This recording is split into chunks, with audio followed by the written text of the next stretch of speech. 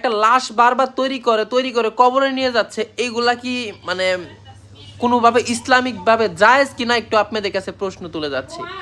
একটা মানে জারক সন্তান বস্তির পোলা বারবার দেখছি এই বিষয়টা নিয়ে কথা বলেই যাচ্ছে। মানে মানুষ কত বড় নিমক হারাম হলে এই ধরনের কাজ করতে পারে।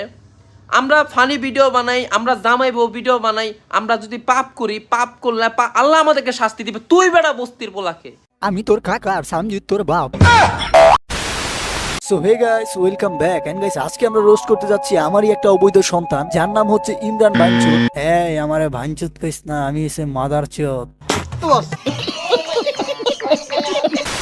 একজন ব্লগারের সন্তান মারা গেছিল জন্মের কিছুদিন পরে, সেটা আপনারা সবাই দেখেছেন।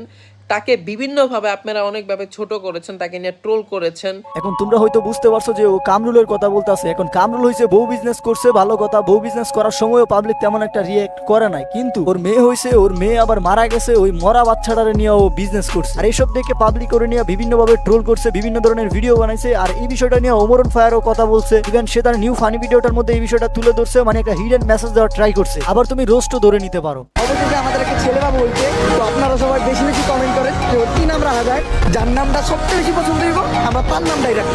তো গাইস, ওমরের এইভাবে ভিডিও বানানোটা এই খানকিগুলা কুটকির মধ্যে গিয়ে লাগছে। আর এই জন্য এই বাঞ্চুদের বাচ্চা সোশ্যাল মিডিয়ার মধ্যে একটা কুত্তার মতো চিল্লাইতেছে। মানে যার সন্তান বস্তির পোলা বারবার দেখছি এই বিষয়ে কথা বলেই যাচ্ছে। মানে মানুষ কত বড় নিমক হারাম। আরে বিকে সিডির বাচ্চা, খুদাই কুত্তার মতো চিল্লাইস না। তুই যেই সব কথা বলছস তোর এই ভিডিওটার মধ্যে সব কথার উত্তরই আমি দিয়া দিব।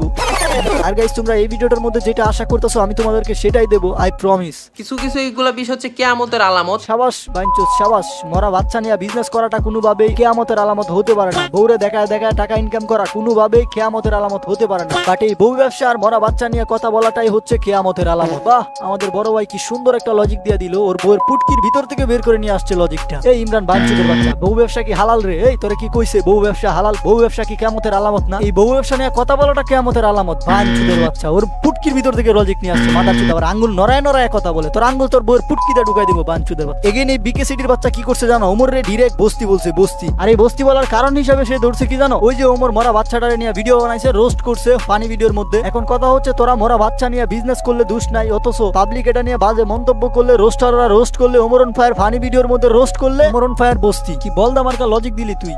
একজন ব্লগারের সন্তান মারা গেছিল জন্মের কিছুদিন পরে, সেটা আপনারা সবাই দেখেছেন। বানাচ্ছেন, বানায় কবরে নিয়ে যাচ্ছেন।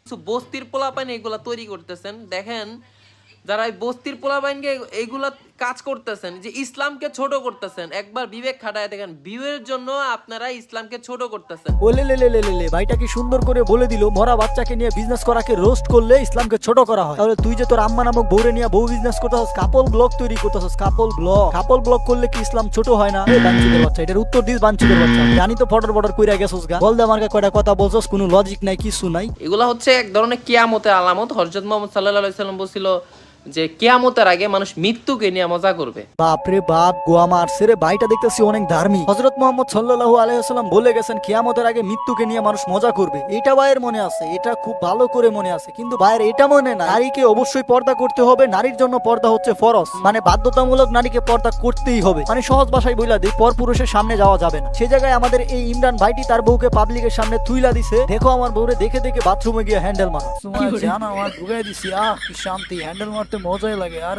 সুমায় যে হট মাল, ওর দেখলে তো নুনু দিয়া পানি বের হয়ে যেতে চায়। এই তো ঢুকে গেছে সুমায়ের বুদার ভিতরে।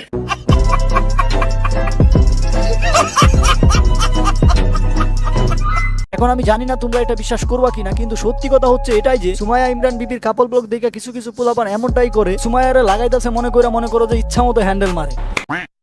এগেন এগুলো দেখার পরেও আমাদের ইমরান ভিকেসিডি বলে মরা বাচ্চাকে নিয়ে বিজনেস করা পার্সনকে রোস্ট করা নাকি কিয়ামতের আলামত। অথচ তার বউ সুমাইয়াকে দেখে পোলাপান হ্যান্ডেল মারা নিজের যৌন চাহিদা মিটাইতেছে। ওইটা কিয়ামতের আলামত না, বউ ব্যবসায়িকদের রোস্ট করাটা হচ্ছে কিয়ামতের আলামত। বাহ মাঙ্গেন নাতি, তুই খুব ভালো বলদা মার্কা লজিক দিছিলি। আর এখানে বিষয়টা এমন হয়ে গেল, ইমরানের নিজের ভিতরেই অনেক বেশি পাপ, অথচ সে অন্য একজনের বলতেছে তোমার পাপের জন্য দুনিয়া ধ্বংস হয়ে যাবে।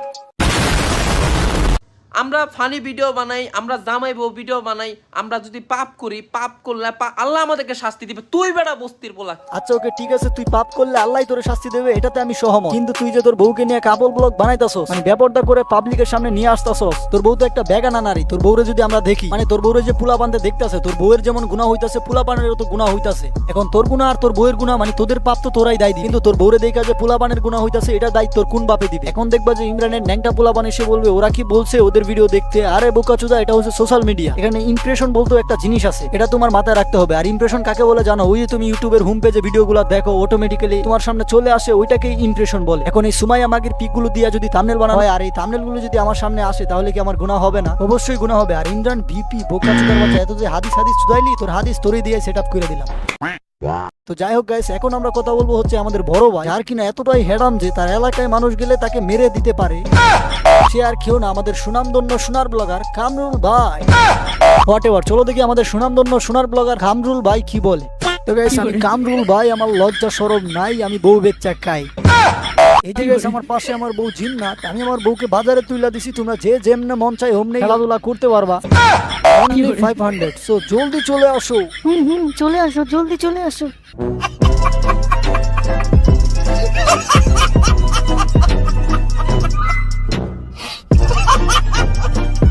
তো যাই হোক গাইস, এই ছিল আমাদের আজকের ভিডিও। দেখা হচ্ছে নেক্সট ভিডিওতে। ততক্ষণ পর্যন্ত ভালো থাকো, সুস্থ থাকো, আর কমেন্টে অবশ্যই জানাই দিও কাকে নিয়ে নেক্সট ভিডিও বানাবো।